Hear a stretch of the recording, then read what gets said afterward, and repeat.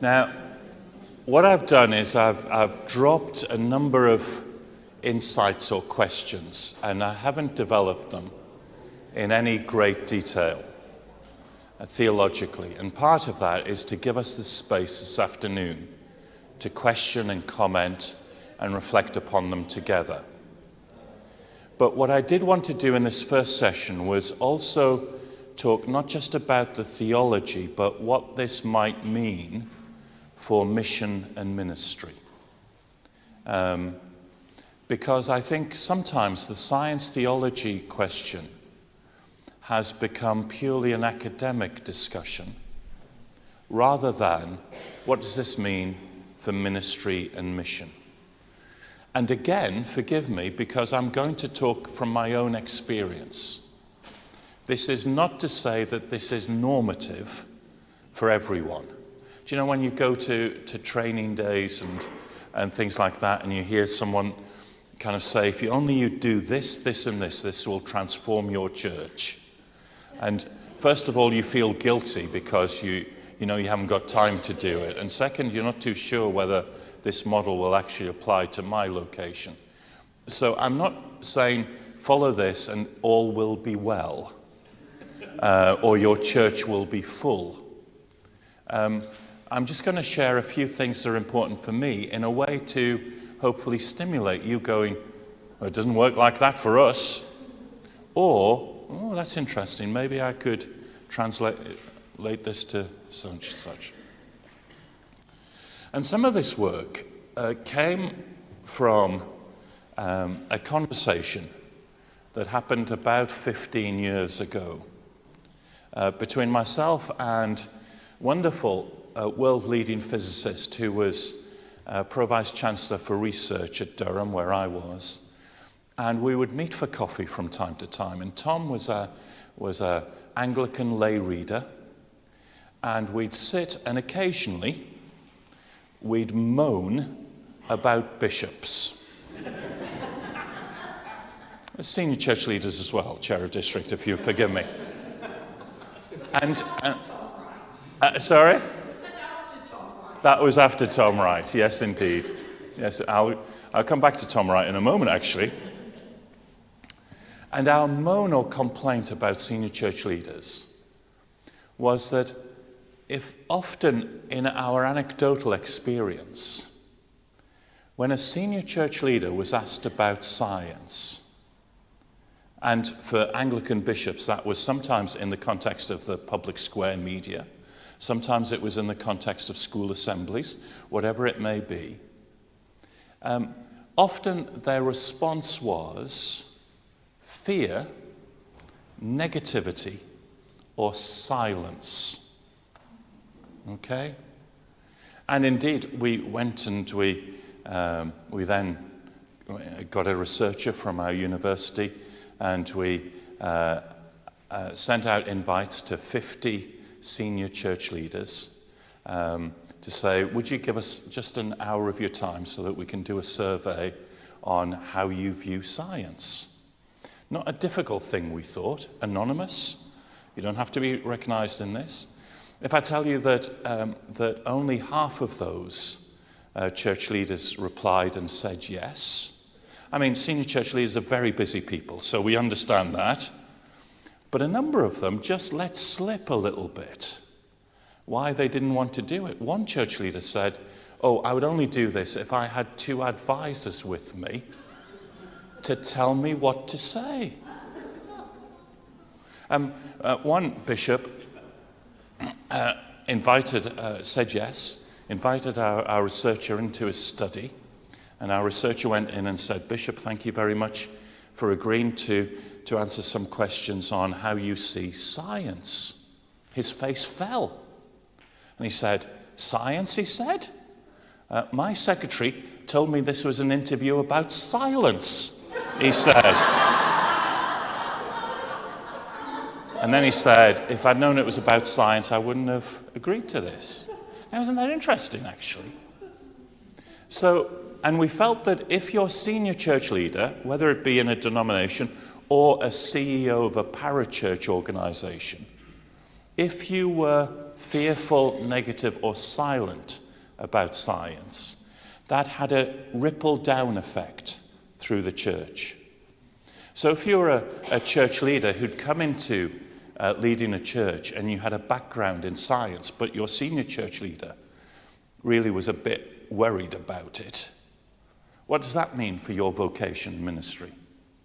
Or what if you are a biology teacher in the local secondary school, and part of your discipleship and vocation is your teaching of science? And if your senior church leader doesn't affirm that, then what does that mean for your vocation? And of course, then that ripples out of the church into the general culture of this conflict model between science and faith. So that not only do you have people like Professor Dawkins from atheism saying there's a conflict between science and faith, you get this kind of worry from Christian churches about engaging with science. And so we began a project called Equipping Christian Leadership in an Age of Science. And you'll see it at this website if you want to have a look at it. And we now have a team which is based at Durham. We also have a number of the team at York University.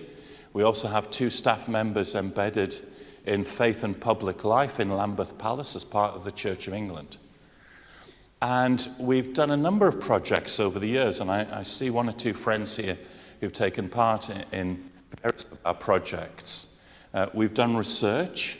We've surveyed 1,000 clergy and 50 senior church leaders about their attitudes to science. We've worked with about half of the theological colleges in the country, embedding good science within the theological curriculum.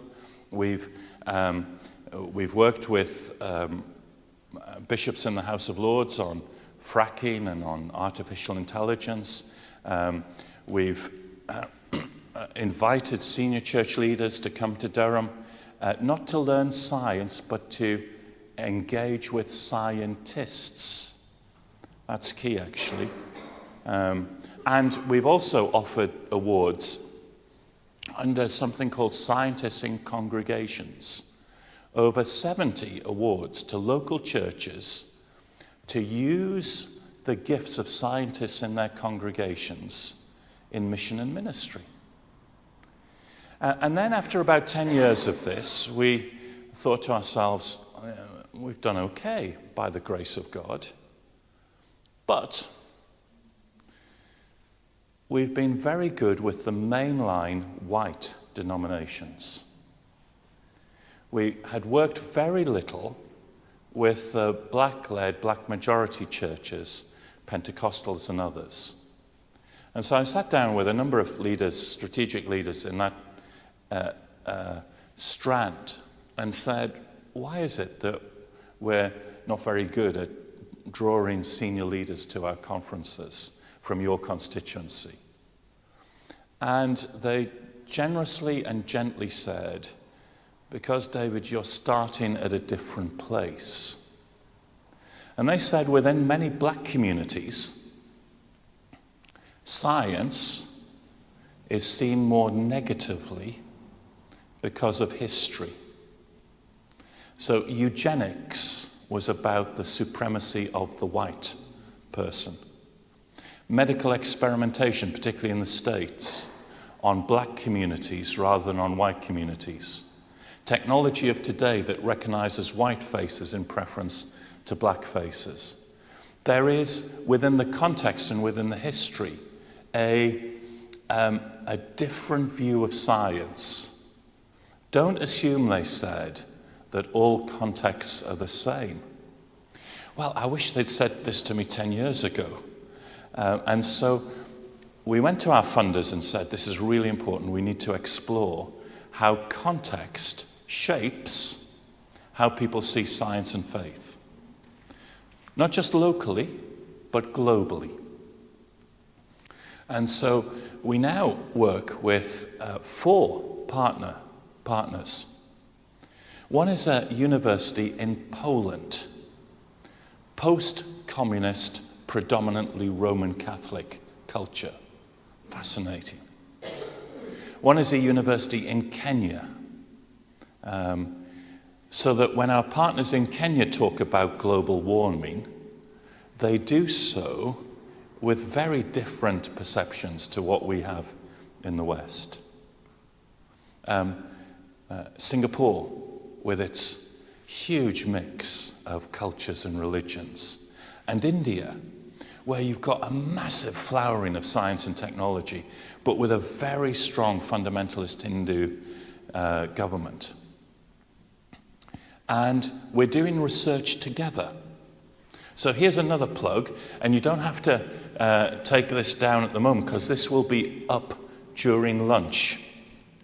We are doing a global survey in these 5 different places, UK, Kenya, Poland, Singapore, and India, on what church leaders understand about science or their attitude to science.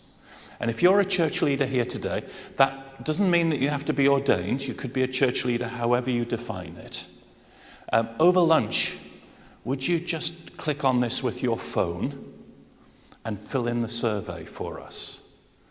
And the good news is that this was only launched yesterday. So you will be the first in the UK to do this.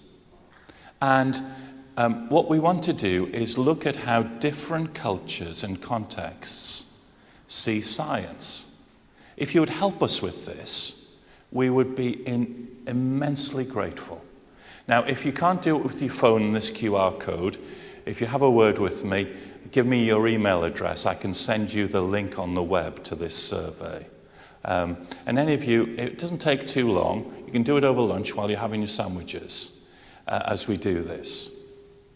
And one of the things that we've been learning through all of this, as we've worked with our international partners, is a number of things, a number of themes about how it works out in the local church. The first is how we affirm within the church science as gift. Not as threat, but as gift. And one of the most important things that we do in church, in terms of affirming, is worship. I'm going to play you a worship song now. Some of you who don't like these modern worship songs, this will not be a pleasant experience for you. Let me warn you of this. This is from Hillsong via Bethel. And this is, well, I'll tell you the story after I play you the song.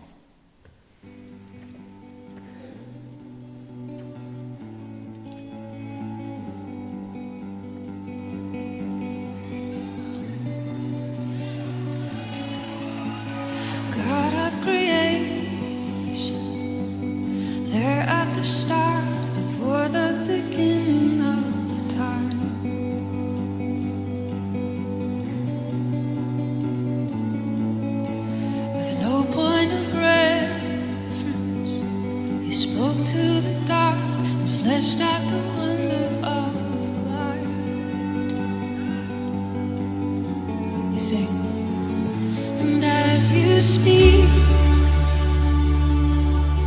100 billion galaxies are born. In the vapor of your breath, the planets form. If the stars were made to worship, so will I.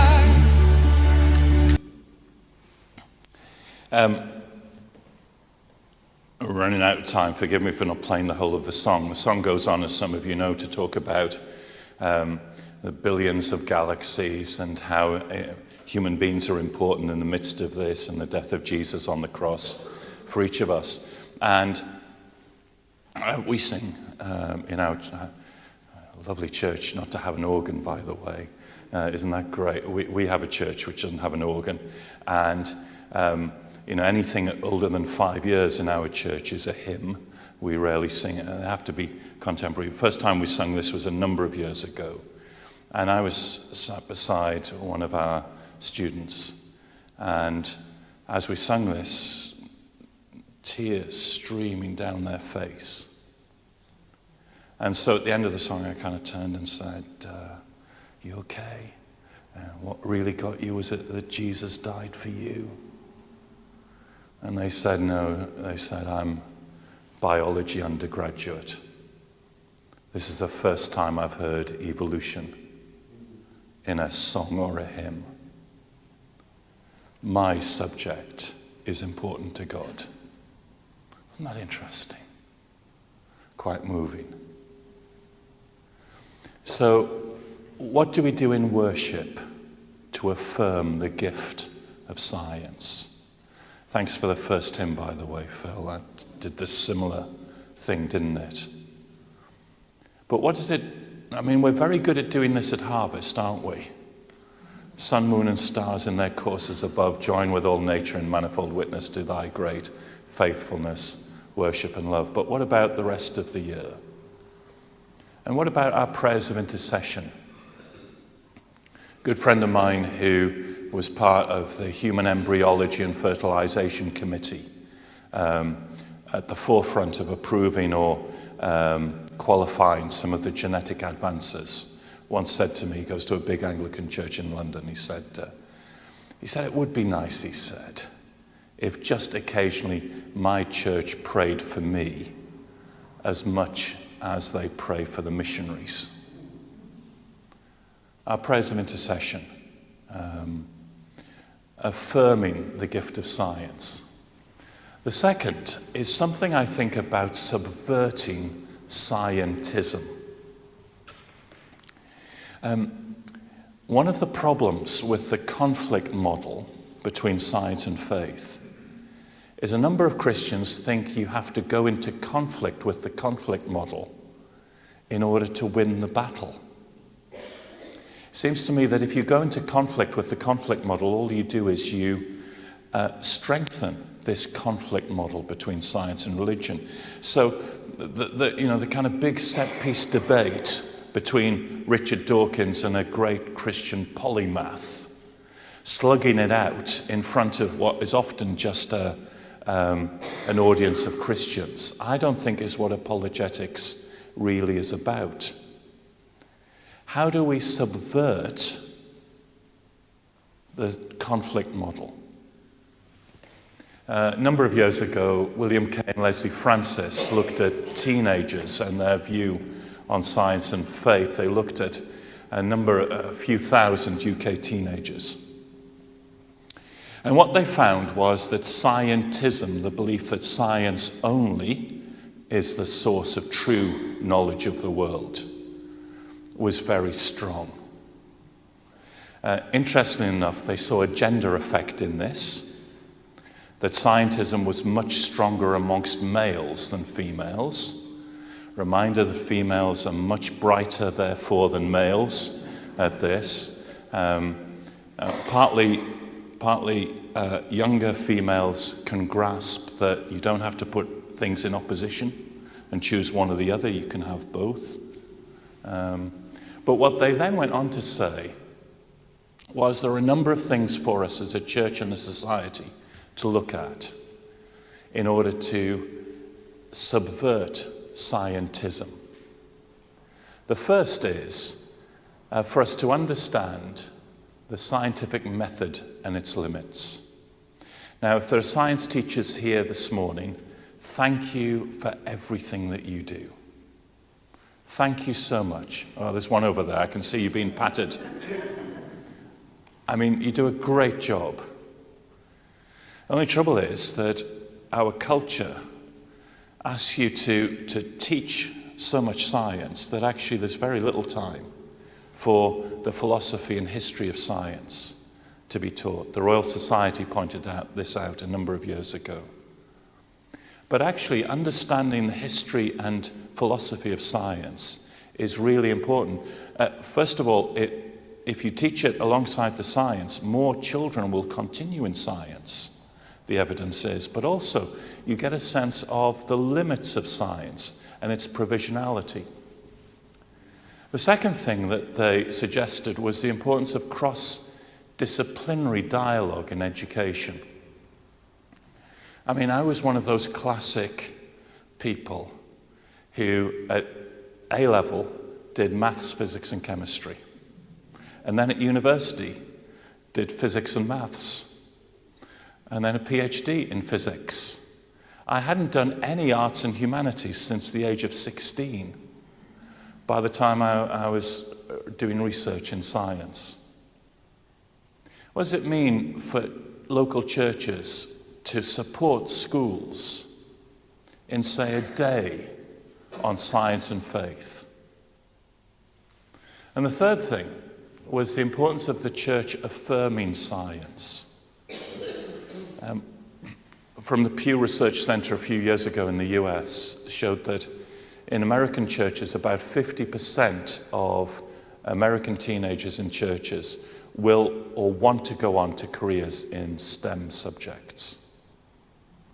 Yet less than 2% have ever heard their pastor talk about science.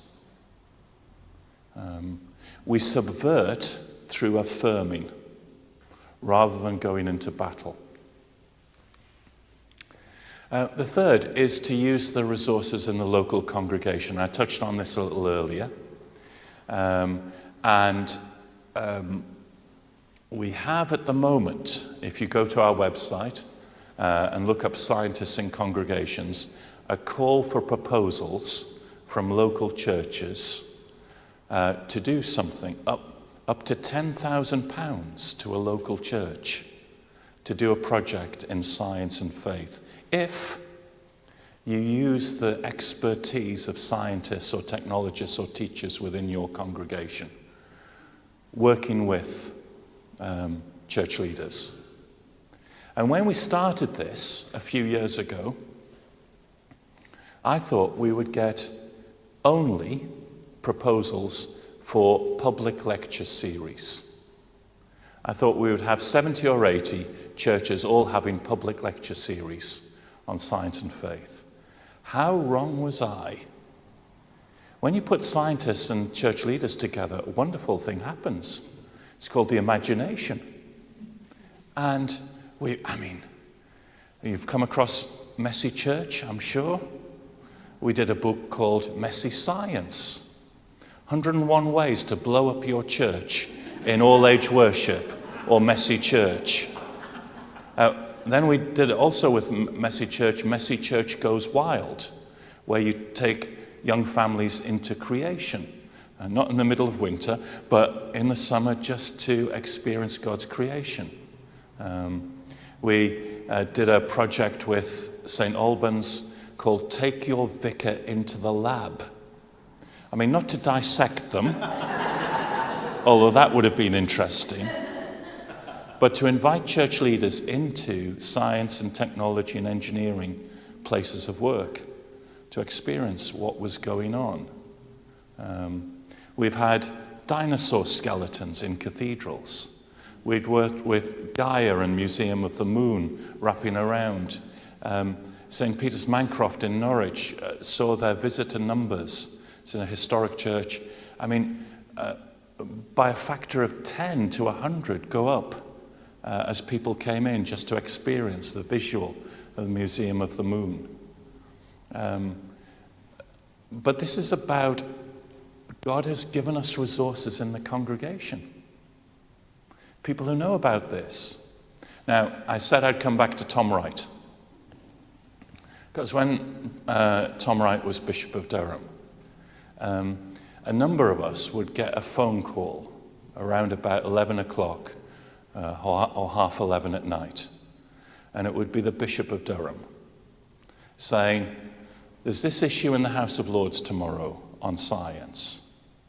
Can you just help me understand this issue and what would be right to say from a scientific point of view? And what's your view on the theology of it? Now, I mean, Tom Wright has the brain the size of a planet. I mean, you kind of, what can I say to someone like, but he had the humility to go to the people who knew a little more than he did as a church leader and draw their gifts out. What does it mean to use the gifts that God has given us in congregations? The fourth is about building bridges. And I think this is my favourite definition of apologetics. It comes from Alistair McGrath's book, Bridge Building. And McGrath says that the chief goal of Christian apologetics is to create an intellectual and imaginative climate conducive to the birth and nurture of faith.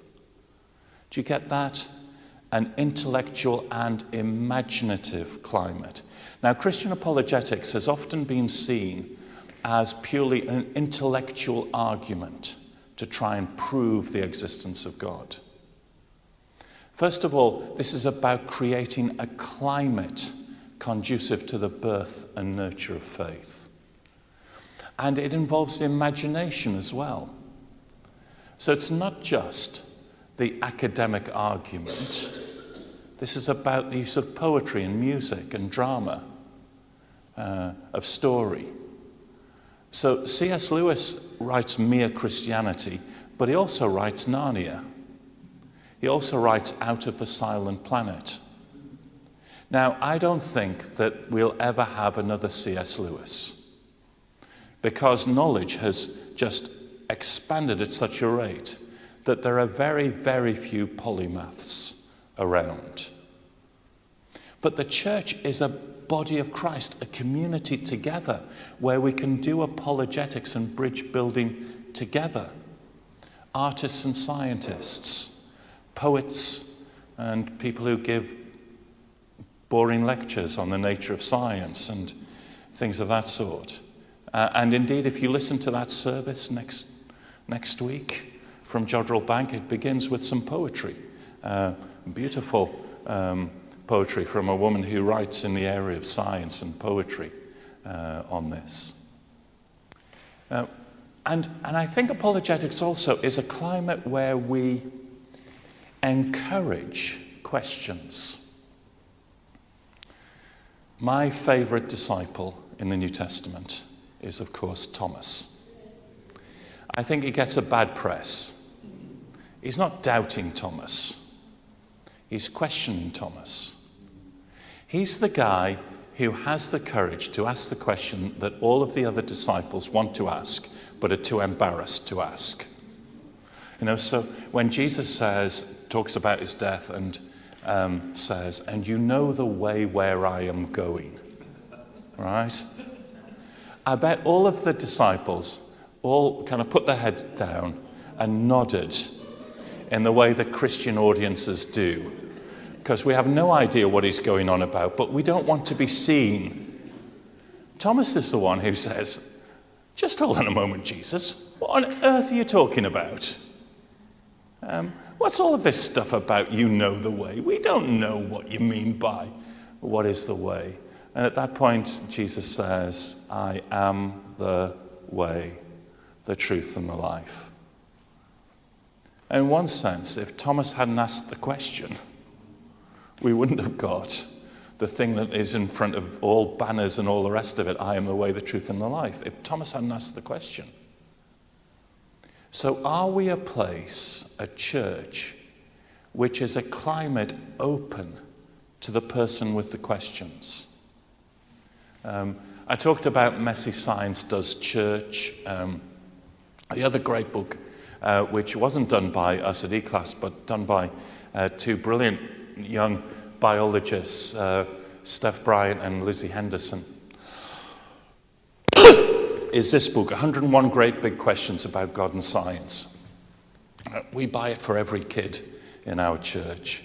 And what they did was they went into school, primary school, and they asked children what the most hardest questions about God and science were that they could think of. And they compiled 101 questions. And then they split up the questions and sent them out to people like me to try and give an answer to them. Well, I got 4, okay? One was, where is heaven? That's a good question. Did God create the Big Bang? Was another one. was a question about evolution. But the fourth question went like this. If Jesus got too close to a black hole, what would happen to Jesus? Now, I can tell you in 30 years of theological teaching, no student has ever asked me, if Jesus got too close to a black hole, what would happen to Jesus? And part of you could say, well, what a stupid question. Jesus would never go close to a black hole anyway, so what's the point? But actually, when you start to sit down and think about it, it's a really profound question. Because we know if a human being gets too close to a black hole, then first of all, they are stretched by the difference in gravitational forces. They are spaghettified, as the technical term is. Their measuring of time is different from people who are not close to the black hole. Would Jesus experience that? But in Jesus' divinity, how would that play with these gravitational forces? Would he be limited by these gravitational forces in the same? And what about the earthly Jesus and the resurrected Jesus? Now, of the 21 pages that I wrote in response, Lizzie and Steph had to reduce them to a couple of paragraphs. But what a good question, actually. Now, are we the kind of church that is open, not just to the question from children, where we all go, well, children love to ask questions, which is right, but actually the questions that we have as adults? Now, that's not to say that we have to have the answer to every question. But have we got the space where people can ask those questions? I'm nearly finished, and I've just got a couple more points. Fifth, I think there's something here about valuing vocation. And I'm sure churches represented here aren't like the church I'm going to describe. But I do go to some churches where there's a kind of hierarchy of callings. Do you know what I mean by that? The most holy people are the missionaries. You come down in holiness just a little bit and you've got the pastors, the priests. They're pretty holy. Come down in holiness just a bit more. You've got people who are doctors and nurses, work in the medical professions. Often the bottom of the pile are the scientists and the accountants. No, says Scripture. Because in all things, Christ holds everything together, or in him all things hold together, as Paul would say in Colossians 1. Scientists, engineers, technologists are only able to work because at the heart of the universe is Jesus Christ, who holds all things together. Therefore, to explore the universe, to use the regularities of the universe, is a Christian calling, as much as being a missionary or a pastor or a priest. So what does it mean when a young person in our church puts their hand up and says, I think the Lord's calling me to Bible college? And we as a church go, oh, wonderful. Come to the front. Let's pray for you. Here's a big check to help you with those fees at Cliff College and all the rest of it. But what if a young person puts their hand up and says, I want to do chemistry at university? Do we say, that's wonderful. Come to the front. We're going to pray for you, lay hands on you. And by the way, here's a big check to help you with those fees at Sheffield University or wherever it may be. Valuing vocation. Joseph Lister, great medical scientist, in an address to students at Edinburgh University said, if we had nothing but pecuniary rewards and worldly honours to look to, our profession would not be one to be desired. It is our proud office to tend the fleshy tabernacle of the immortal Spirit, and our path rightly followed will be guided by unfettered truth and love unfeigned. In the pursuit of this noble and holy calling, I wish you all Godspeed. I mean, teachers of science, IT professionals, engineers, technologists, astrophysicists. If you're here this morning, or this afternoon as it is now, thank you for your noble and holy calling.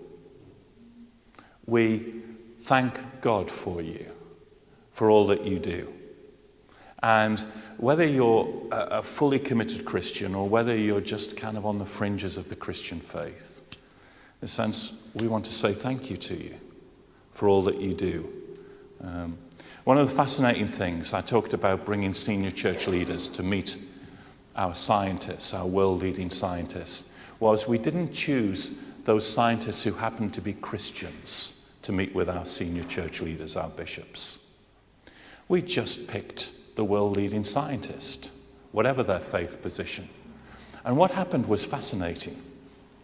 It was transformative because the senior church leaders sat down and listened to these people talking about their science and found that they're not all like Elon Musk. They're not all crazed narcissists. The vast majority of scientists want to make the world a better place. They struggle with not just the ethical questions, but the questions of day-to-day science. And then we also found it transformative for the scientists because the scientists said, we've never had church leaders come to our lab before and take us seriously. And so often after the main conference sessions, in the bar in the evenings, the scientists would wander down and talk more with the church leaders, sometimes to find out more about Christian faith, sometimes to find some of the resources that were there. Well, it's 12:15, and now is time to stop for lunch, if that's all right. What we're going to do after lunch is we're going to talk together. And I didn't quite expect so many of you today, so we'll see how it goes, okay? But think about some of the big questions, either that I've tried to seed so far, both in theology and in mission and ministry, but also questions from your own context. Phil, is that all right? Over to you to talk about lunch.